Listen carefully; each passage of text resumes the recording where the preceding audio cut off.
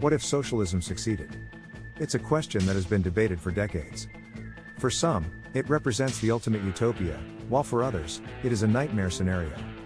In a purely socialist system, the means of production are owned and controlled by the state or the workers themselves, and the distribution of goods and services is based on the principle of each according to their need.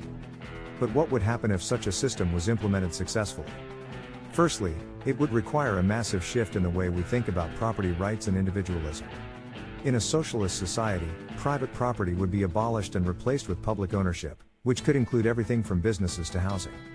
This would mean that everyone would have access to the same resources and opportunities, and there would be no significant wealth inequality. But it would also require a tremendous amount of cooperation and shared responsibility among citizens. In a socialist society, healthcare, education, and basic needs would be provided for everyone as a basic right, rather than a privilege for the few who can afford it.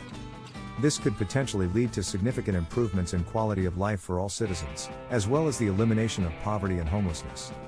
However, there are also potential downsides to a socialist system. In practice, it has often led to corruption, inefficiency, and a lack of innovation, as well as the suppression of individual freedoms. It's challenging to predict precisely what would happen if socialism succeeded, as it would depend heavily on the specific policies and practices implemented in each country. But it's clear that it would require significant changes in the way we think about economics, property, and individual responsibility. Some argue that socialism could offer a more equitable and just society, while others fear that it would lead to the collapse of the economy and the loss of individual freedoms. Ultimately, it's a complex and multifaceted issue that requires careful consideration and exploration.